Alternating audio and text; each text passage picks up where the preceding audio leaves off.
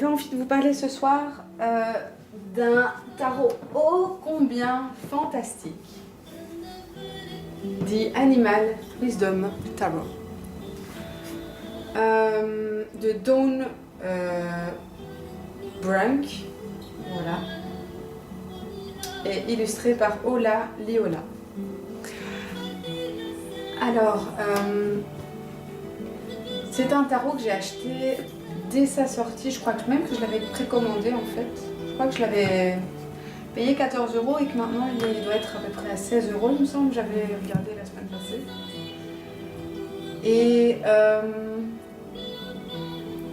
alors c'est un tarot que j'attendais avec pas mal d'impatience. J'étais tombée sur le site internet de l'auteur avant qu'il soit paru et j'étais tombée amoureuse des illustrations. J'adore le style des illustrations.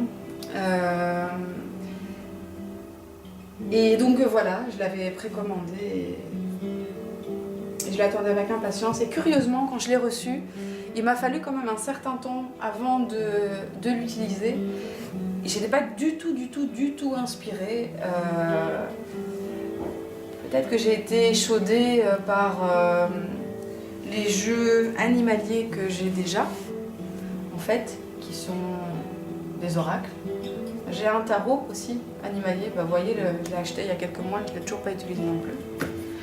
Parce que je trouve que ça demande énormément de travail, parce qu'il faut vraiment se connecter avec chaque lame et avec l'énergie de chaque lame, avec l'énergie des animaux, et c'est pas un travail qui est facile, c'est pas un travail qui est rapide, et c'est un travail auquel il faut consacrer beaucoup de temps et d'énergie. Et donc c'est un travail que je fais quand j'ai le temps, et en général j'ai pas beaucoup de temps à consacrer à des jeux auxquels il faut consacrer beaucoup de temps, tout simplement. Alors je les utilise plutôt pendant mes vacances, quand j'ai vraiment le temps de consacrer du temps. J'arrête pas de dire temps en ce moment. Donc, je disais quoi? Voilà. Et il m'a fallu donc un certain temps, encore, avant de me décider à l'utiliser. Et puis en fait, quand je l'ai utilisé, quand j'ai commencé à l'utiliser, quelle révélation! J'ai l'impression, ce jeu qui me parle, comme...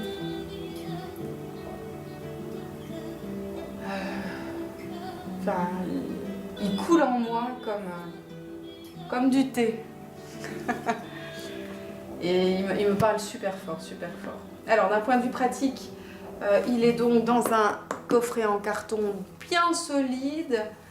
C'est pas le genre de coffret Llewellyn qui va s'abîmer super facilement. Il s'enlève ici, il se déferme sur le bord, voilà. On le retire. Par contre, c'est pas un coffret qui est pratique. C'est pas un coffret qu'on va... Enfin, moi je l'ai pas utilisé, voilà.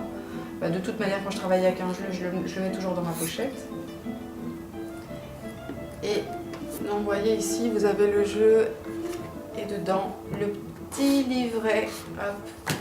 Et vous avez une espèce de carton qui permet de séparer le jeu du livret à l'intérieur. Enfin bon, c'est sympa, j'ai connu mieux, mais j'ai largement connu pire, n'est-ce pas, les éditions Llewellyn, disons-le bien fort, la honte de l'édition du tarot.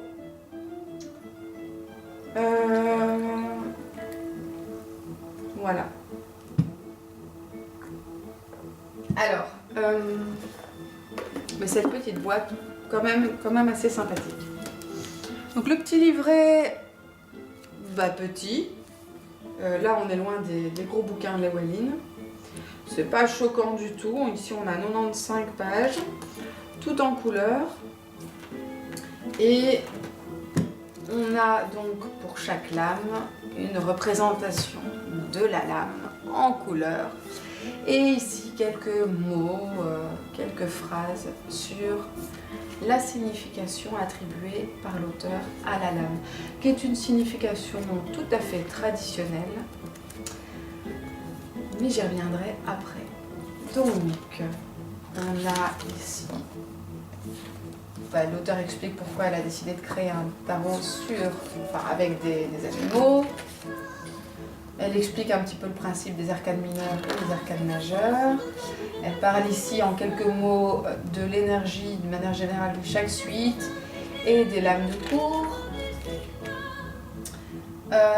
Et ensuite, ici un petit guide sur les numéros associés aux cartes, donc un petit guide plutôt d'un point de vue numérologique. C'est quand même intéressant pour quelqu'un qui débute dans le tarot, c'est toujours des informations qui sont importantes à connaître. Ici, comment faire un tirage de tarot, comment poser la question, comment déposer les lames, etc. Un petit mot sur les lames renversées.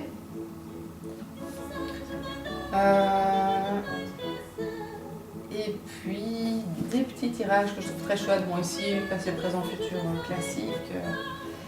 Et ici, donc, un tirage, le tirage de l'ours que je trouve très très chouette, très très sympa. Hop, petit zoom. Et ici, le tirage de l'abeille. Très chouette aussi. Je l'ai noté dans mon carnet de tirage. Et la croix celtique, classique, je comprends pas comment il y a encore des auteurs qui peuvent le mettre dans leur bouquin. Enfin, je dis pas que c'est un mauvais tirage, hein, mais c'est juste que c'est tellement classique qu'on le voit partout. Et un exemple de tirage pour comprendre un petit peu comment interpréter les lames. Ensuite, on passe aux lames. Et pour chaque lame, on a ici un symbole, n'importe quoi. Une couleur, qui est un symbole en fait, au final. Une couleur en dessous de la page. Donc, vous voyez, pour les arcanes majeures, bah, c'est violet ou mauve.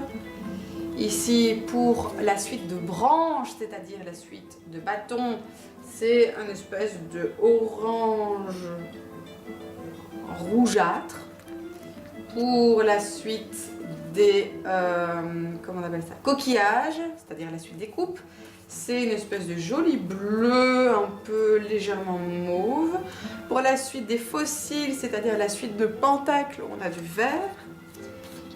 Et la suite des plumes, c'est du jaune. Donc la suite des épées, évidemment, c'est du jaune. Alors, pour chaque lame, on va commencer par la lame du coyote qui est une lame absolument fantastique. Vous avez donc ici tout en haut le numéro de la carte, puisque les noms des lames ont été changés sur ce tarot. Donc ici donc, on a le coyote, the trickster, donc c'est-à-dire celui qui joue des tours. Eh bien, on a en dessous le nom de la carte traditionnelle, donc ici c'est le fou, puis quelques mots-clés, et enfin ici, donc l'interprétation de la lame, et on termine ici par un, je ne sais pas si je montre bien, oui, par un message de la lame, une petite phrase de message de guidance, très sympa. Alors je trouve super intéressant, vraiment, j'ai adoré le bouquin, parce que je trouvais que ce qui était écrit dedans, en général ça me fait chier de lire les bouquins, mais là, pardon, c'était assez grossier de dire ça. Ça m'embête de lire les bouquins. Mais là, franchement, j'ai beaucoup aimé, puisqu'en fait, on a à la fois la symbolique de l'animal, mais on voit vraiment le lien. Le lien est vraiment expliqué par rapport à la symbolique traditionnelle de la lame. Et vraiment, c'est ultra pertinent. Et je trouve que c'est très très bien expliqué. Donc, pour quelqu'un, a priori, j'aurais dit quelqu'un qui débute dans le tarot, c'est pas nécessairement le jeu que je conseillerais là-dedans pour commencer, puisque c'est un jeu qui demande du travail. C'est un jeu qui est moins intuitif, je trouve, que le Rider-Waite. Ça, c'est l'avis que j'aurais eu avant. Maintenant que j'ai travaillé avec lui, le bouquin est tellement bien fait, tellement intéressant, que déjà pour les débutants, c'est vraiment pas mal. Et puis vous allez voir sur les lames que les symboles sont très très très très intéressants, les couleurs aussi, et même pour un débutant, le travail en intuitif est très intéressant. Le seul problème que vous aurez avec ce tarot là, c'est que utiliser ce tarot-là ne vous permettra pas d'utiliser un autre tarot comme avec le Rider-Waite. Tandis que si vous commencez à étudier avec le Rider-Waite et à pratiquer avec le Rider-Waite, ça vous permettra d'utiliser à peu près tous les jeux qui existent à l'heure actuelle. J'ai bien dit à peu près, j'ai pas dit tous. Mais notamment celui-ci, si vous avez commencé à étudier et à pratiquer avec le Rider-Waite, avec celui-ci, ça viendra très très facilement, ce qui n'est pas nécessaire, ce qui ne sera pas nécessairement le cas dans le sens contraire. Alors, je vais donc faire un petit zoom pour les lames de plus près, parce que vous allez voir, ça vaut vraiment le coup. Alors, donc je pense que là on voit bien les lames, oui, ça devrait aller. J'espère qu'avec la lumière ça passera bien et que les couleurs seront bien visibles parce qu'elles sont vraiment super belles dans ce tarot-là. Alors, ma copine Valil me disait l'autre jour qu'elle trouvait qu'il y avait trop de rose dans ce tarot-là. C'est vrai, il y a du rose. Mais moi, ça me choque pas. Pourtant, je suis pas une fille rose. Du tout, du tout, du tout. D'ailleurs, je pense pas avoir des habits roses. Enfin, moi, ça me choque pas. Pourtant, je suis pas du tout, comme je vous le disais, quelqu'un de girly. Et j'adore ce tarot que je trouve relativement féminin dans le trait de dessin et dans les couleurs. Et aussi, quand même assez enfantin. Et donc, forcément, moi, ça me parle. Bien sûr, hein, en bonne instite que je suis. Alors, allons-y, commençons. Donc ici, on a le fou, le magicien. Je ne vais pas commenter toutes les lames parce que sinon il y aurait beaucoup trop à dire. Mais vous voyez, la lame du magicien, c'est chouette parce qu'on a le corbeau, ouais. Et on a le reflet du corbeau dans l'eau et on voit ici donc le magicien, Merlin, ou je sais pas, n'importe quel autre magicien qu'on peut imaginer. Et on a ici donc les symboles des 5 suites comme dans toutes les cartes du magicien. Donc on a la branche, dans ce tarot c'est le bâton, on a les plumes dans ce tarot, c'est les épées, on a le coquillage dans ce tarot, c'est les coupes. Et on a les fossiles, oui voilà, le fossile ici, enfin, la feuille fossilisée qu'il y a dans les, comme vous allez voir dans la suite des fossiles, et donc dans le tarot classique, c'est les pentacles. Voilà. Donc le fantastique chat, qui est donc la haute prêtresse, mais sérieusement, est-ce que c'est pas la haute prêtresse la plus parfaite qu'on pouvait imaginer? Moi qui adore cette lame de la haute prêtresse, pour moi cette représentation de la haute prêtresse est vraiment géniale. Je l'adore. En plus j'adore les chats, comme tout le monde le sait. L'impératrice, très chouette carte, que j'ai tiré beaucoup la semaine passée. L'empereur.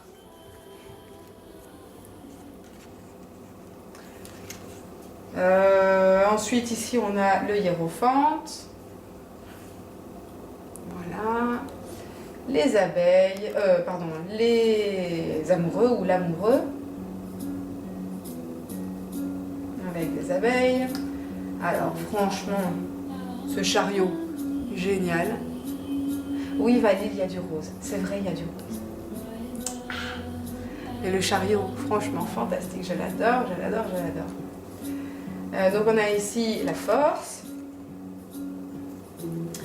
L'ermite, extraordinaire représentation de l'ermite. La roue de fortune, aussi vraiment chouette avec la spirale dans l'araignée. On a le chat sphinx derrière, vraiment plein de symboles, ce tarot, très chouette. La justice qui est aussi extraordinaire, je trouve. Très belle carte. Extraordinaire, j'arrête pas de le dire. Pendu, franchement splendide. Et puis extraordinaire, extraordinaire carte de la mort avec le papillon. Franchement quoi. Je suis sûre que toi qui me regardes, t'es en train de tomber amoureux de ce jeu. Eh bien, il y a de quoi. Vraiment, il y a de quoi. La tempérance, Très chouette carte aussi, je l'ai tirée pour une amie, c'était quand? C'était il y a 2 semaines. Le diable, avec la chèvre, classique. Ici, la tour. Puis ici, on a l'étoile. Chouette, hein? Chouette, chouette étoile. Très, très jolie étoile. Et très, très jolie lune avec le lapin. Un lapin blanc et rose, Valil. Donc, vraiment jolie, jolie carte. Très, très jolie carte. Le soleil. Le jugement. Jolie carte également. Avec le papillon sur le bec du crocodile. Et la baleine. Le monde. Splendide carte. Alors donc après, ici donc on arrive à la suite des fossiles. Donc le fossile, c'est ce petit truc en pierre, une espèce de fossile de feuilles. Voilà. Et je trouve ça super chouette ce tarot là parce qu'au final, quand on connaît le Rider-Waite, on sait tout à fait reconnaître la signification de l'âme du Rider-Waite en regardant l'image. Et en même temps, d'un point de vue intuitif, on a énormément de choses à piocher dans l'image, à piocher dans les couleurs et à recevoir comme message. C'est vraiment un jeu extraordinaire. Alors, je vais aller un peu plus vite pour vous montrer les lames parce que je pense que j'ai pris déjà beaucoup de temps dans cette vidéo.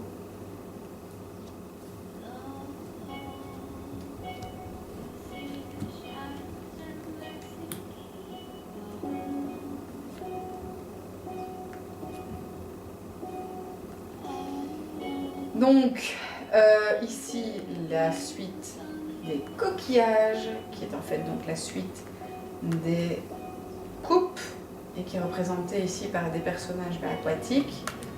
Pour la suite de fossiles, c'était des animaux terrestres qui ont été utilisés. Alors, quelque chose qui change par rapport au tarot classique, c'est que pour les personnages, donc les personnages de cour, on n'a pas le page, on a le voyant, on n'a pas le chevalier, on a le chercheur, on n'a pas la reine, on a la nourricière, et on n'a pas le roi, on a le gardien. Voilà. Mais au final, ça tombe sous le sens, ces nouveaux noms. Je veux dire, avant même d'avoir lu le bouquin et d'avoir su que le gardien c'était le roi, j'ai tiré une carte et je savais que le gardien c'était le roi. C'est tellement logique, tellement normal qu'au final on le sait intuitivement. Voilà, donc ici la suite de plumes qui est donc représentée par des oiseaux et c'est la suite des épées dans le tarot classique. Très belle suite. Ici un 9 de plumes extraordinaire.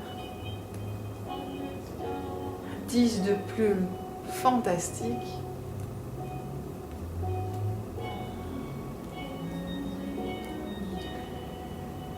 Je ne me lasse pas d'utiliser des tas de superlatifs pour décrire ce jeu parce que vraiment il est incroyable. Donc ici la suite des branches qui est dans le tarot traditionnel, la suite de bateaux.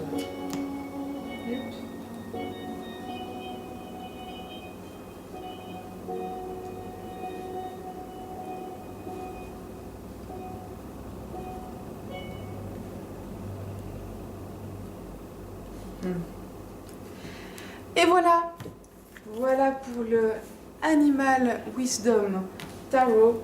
J'espère que cette vidéo vous aura plu. Si vous avez des questions, n'hésitez pas à me les poser, que ce soit par email, en commentaire en dessous de la vidéo ou en commentaire sur mon site internet. Et si vous avez aimé cette vidéo, n'hésitez pas également à mettre un petit like, un petit pouce vert en dessous de la vidéo. Et puis d'ici à ma prochaine vidéo, plein de bonheur à vous et portez-vous bien. Salut!